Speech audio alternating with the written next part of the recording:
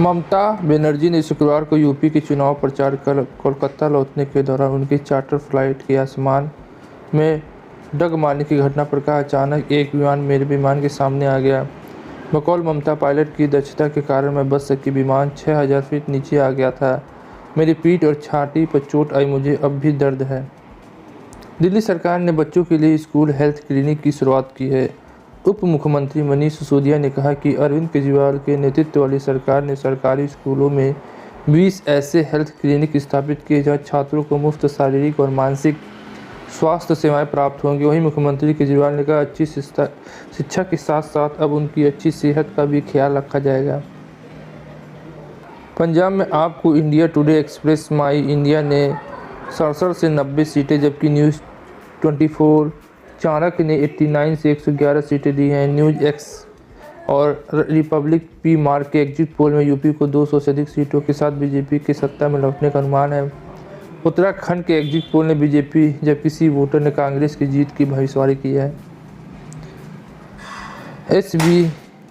SP प्रमुख OP Rajbhar ने कहा कि उत्तर प्रदेश में सपा एसपी गठबंधन पूर्वांचल क्षेत्र में विधानसभा में 45 से 43 सीटें जीतेगी। बकौल राजभर हम वाराणसी की 8 में से 5, चंदौली में 4 में से 3, जौनपुर की 9 में से 7 सीटें जीत रहे हैं। उन्होंने कहा, बीजेपी और बसपा बलिया, मऊ, आजमगढ़, अंबेडकर नगर और गाजीपुर में एक भी सीट नहीं जीतेंगे। चुनाव आयोग ने बताया कि उत्तर प्रदेश विधानसभा चुनाव के 7वें और अंतिम चरण में शाम 5 बजे तक 54.11% 18% मतदान हुआ। वहीं कुल 9 जिलों में 54 सीटों पर हुए मतदान में चंदौली जिले में सर्वाधिक 59.54% वोटिंग हुई है। इसके बाद सोनभद्र में 56.86% का स्थान, वहीं वाराणसी में 52.95% का और मिर्जापुर में 54.95% की वोटिंग रही है। कांग्रेस नेता राहुल गांधी ने कहा कि डॉलर के मुकाबले रुपया के न्यूनतम रिकॉर्ड स्तर 46 से नहीं अब 76.96 डॉलर पर पहुंचने, रिकॉर्ड बेरोजगारी, महंगाई, यूक्रेन में फंसे छात्रों, चीन द्वारा हमारे क्षेत्र पर कब्जे को लेकर सरकार के पास कोई रणनीति नहीं है। कांग्रेस प्रवक्ता समा मोहम्मद ने कहा, रुपया अब वेंटिलेटर पर है और ऑक्सीजन के लिए हाफ मांग रहा है। शिवसेना के प्रमुख पत्र सामना में कहा गया कि जहां भारतीय छात्र यूक्रेन के सुमी, कीव और खारवी में विरोध प्रदर्शन कर रहे हैं, वहीं प्रधानमंत्री नरेंद्र मोदी वाराणसी उत्तर प्रदेश में गंगा नदी किनारे डमरू बजा रहे हैं। सामना में आगे कहा गया कि हम आपकी प्रधानमंत्री की तारीफ किनारे भी लगाएंगे, लेकिन कुछ देर के लिए राजनीति को किनारे रखिए। पंजाब लोक कांग्रेस और अध्यक्ष कैप्टन अमरिंदर सिंह ने सोमवार को पंजाब चुनाव के नतीजों को लेकर कहा, मैं पंडित नहीं हूँ, मैं कोई ऐसा व्यक्ति नहीं हूँ जो भविष्यवाणी कर सके। मेरी पार्टी ने अच्छा किया है, बीजेपी ने अच्छा किया है, देखिए क्या होता है। उन्होंने गृह मंत्री अमित शाह से अपनी मुलाकात को लेकर कहा कि यह समान चर्चा थी।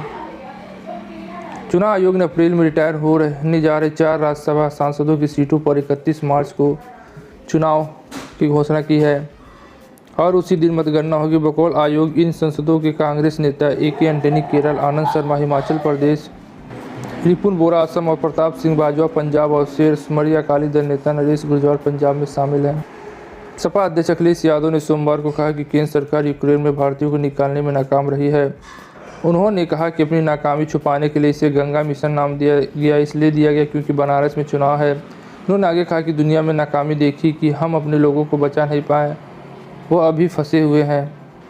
अंडरवर्ल्ड के डॉन दाऊद अब्राहम से जुड़े मनी लॉन्ड्रिंग केस में महाराष्ट्र के मंत्री और NCP नेता नवाब मलिक को मुंबई महाराष्ट्र की स्पेशल PML कोर्ट में 14 दिन की न्यायिक हिरासत में भेज दिया। इससे पहले मलिक को 7 मार्च तक प्रवर्तन निर्देशालय की कस्टडी में भेजा गया था। ईडी ने मलिक को इस मामले में 23 फरवरी को गिरफ्तार किया था। नवाब मलिक के इस्तीफे की मांग को लेकर महाराष्ट्र सरकार के खिलाफ बीजेपी ने किया प्रदर्शन। अंडरवर्ल्ड डॉन दाऊद अब्राहम से जुड़े मनी लॉन्ड्रिंग मामले में गिरफ्तार महाराष्ट्र सरकार के मंत्री नवाब मलिक के इस्तीफे की मांग को लेकर आज बीजेपी ने विधानसभा में प्रदर्शन किया है। विपक्ष के नेता देवेंद्र फडणवीस ने कहा कि मलिक के इस्तीफे देने तक बीजेपी संसद को चलने नहीं देगी। इस मामले में ईडी ने 23 फरवरी को मलिक को गिरफ्तार किया था। आज के लिए बस इतना, फिर मिलते नई वीडियो में। जय हिंद, जय भारत। आपको क्या लगता है कि नवाब मलिक सच में अंडरवर्ल्ड का डॉन से साथ मनी लॉन्ड्रिंग हुआ है, किसी वो मुसलमान होने के नाते उनको फंसाया जा रहा है? जय हिंद, जय भारत।